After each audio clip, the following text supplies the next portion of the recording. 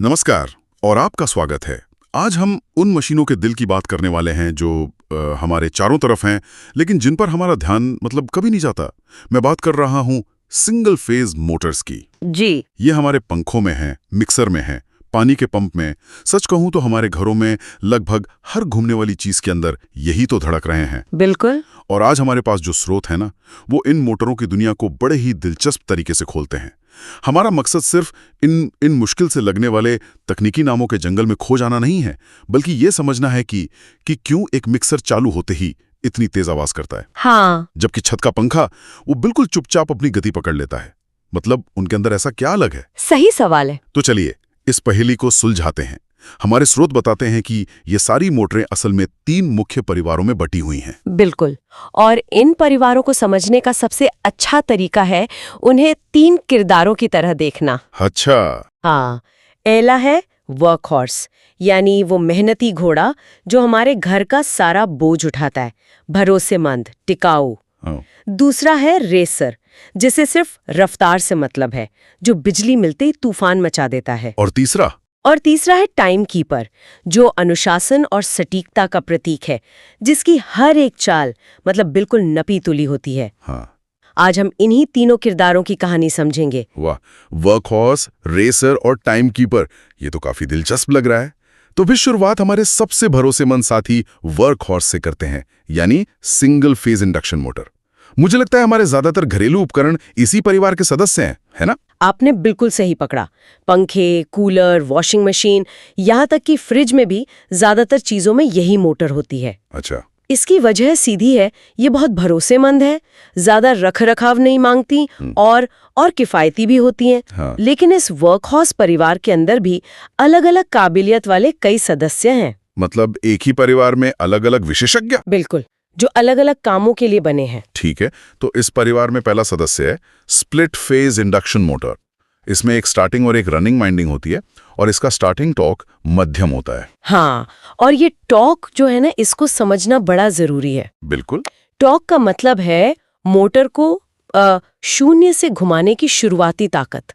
जैसे किसी भारी दरवाजे को हिलाने के लिए शुरू में जोर लगाना पड़ता है ना। हाँ, बस वही टॉर्क है। इस मोटर का टॉर्क मध्यम होता है, जो छोटे पंखे या ब्लोअर जैसे कामों के लिए काफी है, जहां शुरू में बहुत ज्यादा जोर जबरदस्ती नहीं करनी पड़ती। बिल्कुल। ठीक है, लेकिन कुछ मशीनें तो ऐसी होती हैं जिन्हें चालू होने में ही बहुत जोर लगता है, जैसे फ्रिज का कंप्रेसर। उसके लिए यहीं पर शायद परिवार का दूसरा सदस्य कैपेसिटर स्टार्ट मोटर काम आता है। एकदम सही सोचा आपने। जैसा कि नाम से ही लग रहा है, इसमें जरूर कोई कैपेसिटर होता होगा जो इसे एक किक स्टार्ट देता है। बिल्कुल, वो कैपेसिटर एक छोटे पावर बैंक की तरह काम करता है, जो सिर्फ 1 सेकंड के लिए मोटर को अपनी पूरी ताकत झोंक देता है। अच्छा। ये मोटर को एक जोरदार धक्का देकर चालू करता है। कंप्रेसर को चालू होते ही गैस को दबाना पड़ता है, जिसमें बहुत ज्यादा ताकत लगती है।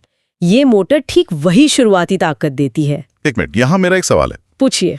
अगर कंप्रेसर को इतनी ज्यादा ताकत चाहिए, तो हम उसमें कोई ऐसी मोटर क्यों नहीं लगा देते जो हमेशा ही हाई टॉर्क पर चले? सिर्फ शुरू में ही ये बूस्ट क्यों? ये बहुत अच्छा सवाल है, क्योंकि देखिए, लगातार हाई टॉर्क पर चलने का मतलब है बहुत ज्यादा बिजली की खपत और गर्मी भी, और बेहिसाब गर्मी पैदा होना। बिल्कुल, हमें वो ताकत सिर्फ पहले 1-2 सेकंड के लिए चाहिए, बस ताकि मशीन अपनी जड़ता तोड़ सके। उसके बाद काम आराम से और कम बिजली में होना चाहिए। समझ गया, ये तो बहुत स्मार्ट डिजाइन है। ताकत जब चाहिए तभी इस्तेमाल करो। अच्छा, फिर एक और प्रकार है परमानेंट कैपेसिटर मोटर या पीएससी मोटर। जी। इसमें कैपेसिटर हमेशा जुड़ा रहता है। जी। इसके बारे में कहा जाता है कि ये एकदम चुपचाप चलती है और बिजली भी कम खाती है। हाँ, और इसी वजह से ये मोटर हमारे घरों पर राज करती है, खासकर छत के पंखों में। पंखे से हमें कोई शुरुआती तूफानी धक्का नहीं चाहिए, है ना। हम चाहते हैं कि वो आराम से, बिना शोर किए और कम से कम बिजली में घंटों तक चलता रहे। सही बात है। पीएससी मोटर यही करती है। कैपेसिटर के लगातार जुड़े रहने से मोटर का पावर फ्लो बहुत स्मूथ और संतुलित रहता है, जिससे वो एफिशिएंट हो जाती है। और जरा सोचिए, भारत में करोड़ों पंखे हैं जो गर्मियों में दिन रात चलते हैं। हाँ? अगर हर पंखे में थोड़ी सी भी ज्यादा एफिशिएंट मोटर लग जाए तो पूरे देश के पावर ग्रिड पर कितना बड़ा फर्क पड़ेगा। अपने मुद्दे की बात पकड़ ली। ये एक छोटा सा इंजीनियरिंग का फैसला है जिसका असर राष्ट्रीय स्तर पर होता है। यही इंजीनियरिंग की खूबसूरती है। कमाल है। इस परिवार में एक और दिलचस्प सदस्य है, capacitor start capacitor run motor. हाँ, मतलब इसमें स्टार्ट के लिए भी कैपेसिटर है और रन के लिए भी। ये तो ऐसा लग रहा है जैसे इसमें दोनों दुनियाओं की खूबियां होंगी। बिल्कुल।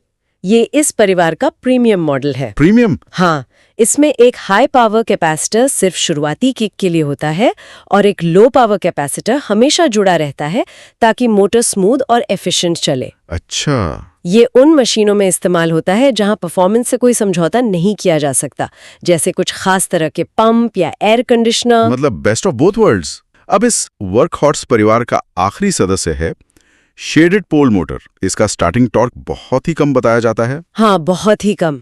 इतना कम कि आप इसे चलती हुई हालत में एक उंगली से भी रोक सकते हैं। सच में? हाँ, इसलिए ये उन जगहों पर इस्तेमाल होती है जहां बस थोड़ी सी घूमने वाली गति चाहिए, कोई ताकत नहीं।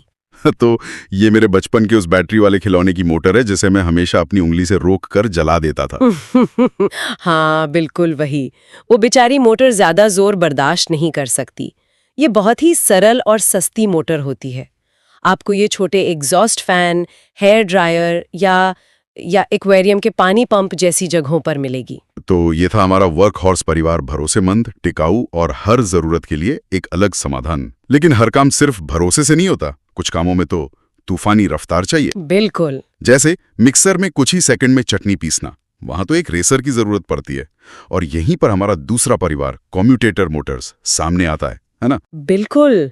अगर इंडक्शन मोटर एक मैराथन धावक है तो कम्यूटेटर मोटर एक 100 मीटर स्प्रिंटर है। वाह। इसकी बनावट में कम्यूटेटर और कार्बन ब्रश होते हैं जो इसे बहुत तेज रफ्तार पकड़ने की काबिलियत देते हैं।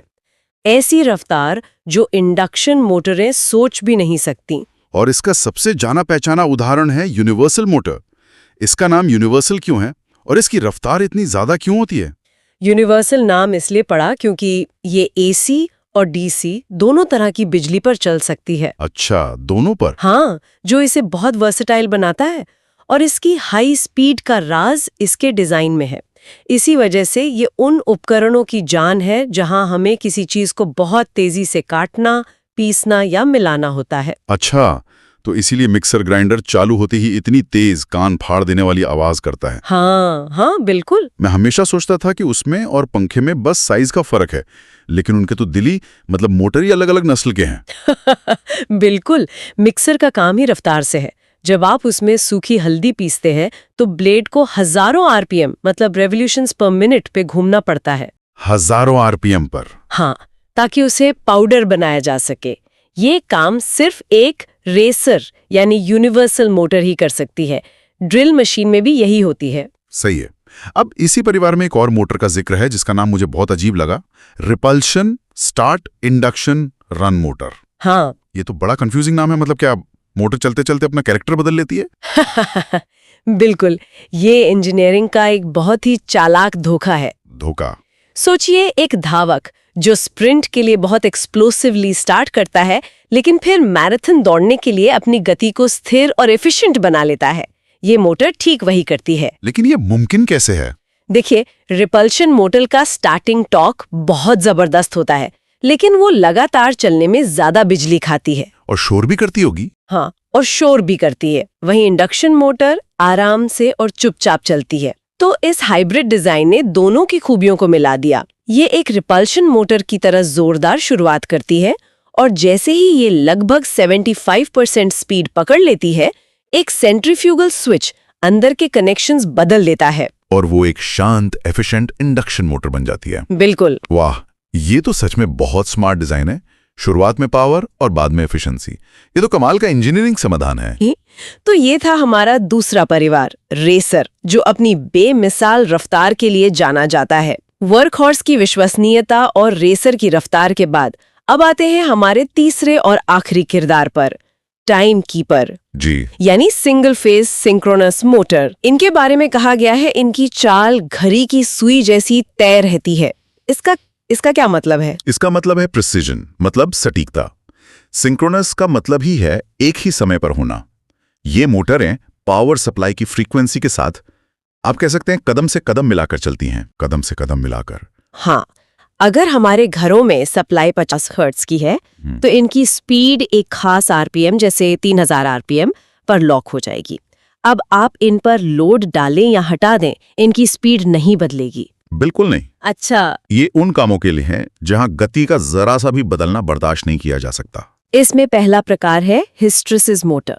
ये हिस्टेरेसिस इफेक्ट पर चलती है और ये इतनी स्मूथ और शांत होती है कि पता ही नहीं चलता कि ये चल भी रही है। लेकिन ये हिस्टेरेसिस इफेक्ट है क्या? इसे सरल भाषा में कैसे समझ सकते हैं? जरूर। हिस्टेरेसिस को आप एक तरह की मैग्नेटिक मेमोरी समझ सकती हैं। Magnetic memory? हाँ, जैसे मेमोरी फोम को दबाने के बाद वो धीरे धीरे अपनी पुरानी शेप में वापस आता है, वैसे ही इस मोटर का रोटर जिस चुंबकीय अवस्था में होता है उसे थोड़ी देर तक याद रखता है और इसी याददाश्त की वजह से रोटर बिना किसी झटके या वाइब्रेशन के बहुत ही स्मूथली घूमता है। अच्छा, तो इस खूबी का इस्तेमाल कहाँ होता होगा? सोचिए पुराने हाई क्वालिटी रिकॉर्ड प्लेयर्स के बारे में या टेप रिकॉर्डर्स के बारे में। हाँ, वहां अगर मोटर की गति में जरा सा भी उतार चढ़ाव हो या हल्का सा भी कंपन हो तो संगीत की धुन बिगड़ जाती थी, आवाज कांपने लगती थी। हिस्टेरेसिस मोटर इस समस्या का एकदम सटीक समाधान थी। समझ गया। और इस टाइमकीपर परिवार का दूसरा सदस्य है रिलक्टेंस मोटर। जी, यह मैग्नेटिक रिलक्टेंस के सिद्धांत पर काम करती है। ये भी एक जटिल शब्द लग रहा है। इसे एक बहुत ही सरल एनालॉजी से समझ सकते हैं। जैसे पानी हमेशा ढलान पर सबसे आसान रास्ता खोजता हुआ बहता है ना? हाँ, बिल्कुल। मैग्नेटिक फील्ड के साथ भी कुछ ऐसा ही है। इस मोटर के रोटर का डिजाइन ऐसा होता है कि वो घूमते हुए चुंबकीय फील्ड के सबसे आसान रास्ते पर खुद को अलाइन करने की कोशिश करता है और ऐसा करने के लिए उसे फील्ड के साथ साथ एक तय गति से ही घूमना पड़ता है। वो खुद को उस रास्ते पर लॉक कर लेता है। मतलब रोटर चुंबकीय बहाव के साथ बेहतर रहता है। हाँ, तो इसकी स्थिर गति कहाँ काम आती है? हर उस जगह जहाँ टाइमिंग बहुत जरूरी है। अच्छा, जैसे पुराने वॉशिंग मशीन के मैकेनिकल टाइमर, अच्छा, वो टिक टिक करने वाले। हाँ, वही। या फिर सिग्नलिंग उपकरण या कुछ तरह के प्रिंटर जहां पेपर को हर बार ठीक एक ही दूरी तक आगे बढ़ाना होता है। इन सब जगहों पर हर एक चक्कर का एक निश्चित समय में पूरा होना जरूरी है और रिलक्टेंस मोटर यही सुनिश्चित करती है। तो हमने इन 3 अनोखे किरदारों वर्कहॉर्स, रेसर और टाइमकीपर की कहानियों को समझ लिया है। एक बार फिर से देखें तो तस्वीर अब काफी साफ नजर आती है। यानी इंडक्शन मोटर हमारा वर्कहॉर्स है, वो हमारे भरोसेमंद साथी हैं जो ज्यादातर घरेलू काम करते हैं। जी। फिर कम्यूटेटर मोटर हमारा रेसर, ये हमारे हाई स्पीड एथलीट हैं जिन्हें सिर्फ रफ्तार चाहिए। बिल्कुल। और आखिर में सिंक्रोनस मोटर हमारा टाइमकीपर, ये हमारे अनुशासित विशेषज्ञ हैं जो सटीक और स्थिर काम करते हैं। ये वर्गीकरण हमें इंजीनियरिंग के पीछे की सोच को बहुत खूबसूरती से दिखाता है। बात सिर्फ मोटर बनाने की नहीं है, बात है सही काम के लिए सही टूल चुनने की। हर उपकरण की अपनी एक जरूरत है, एक व्यक्तित्व है। व्यक्तित्व? हाँ, मिक्सर को दहाड़ना है, पंखे को शांति से हवा देनी है और घड़ी को चुपचाप समय बताना है। और उसी जरूरत के हिसाब से इन 3 परिवारों में से सही मोटर का चुनाव किया जाता है। अब आप जब भी अपने मिक्सर की तेज आवाज या पंखे की शांत गुनगुनाहट सुनेंगे तो आपको पता होगा कि उनके अंदर बिल्कुल अलग अलग दिल धड़क रहे हैं। आज की इस चर्चा ने तो मेरे लिए घर के उपकरणों को देखने का नजरिया ही बदल दिया है। ये सिर्फ मशीनें नहीं है, बल्कि इनके अंदर इंजीनियरिंग के कितने ही स्मार्ट समाधान छिपे हुए हैं जो चुपचाप हमारी जिंदगी को आसान बना रहे हैं। बिल्कुल। और ये एक महत्वपूर्ण सवाल भी खड़ा करता है। क्या? आज जब हम हर तरफ ऊर्जा दक्षता मतलब एनर्जी एफिशिएंसी और स्मार्ट उपकरणों की बात कर रहे हैं तो इन बुनियादी मोटर डिजाइनों का भविष्य क्या होगा? क्या हमें और भी बेहतर हाइब्रिड डिजाइन देखने को मिलेंगे या फिर कोई बिल्कुल नई तकनीक जैसे कि ब्रशलेस डीसी मोटर यानी BLDC, क्या वो हमारे घरों में इन पारंपरिक मोटरों की जगह ले लेगी जो और भी ज्यादा शांत और एफिशिएंट होती हैं? हाँ, ये सोचने वाली बात है। हाँ, कि हमारी अगली पीढ़ी के उपकरण किस दिल से धड़केंगे।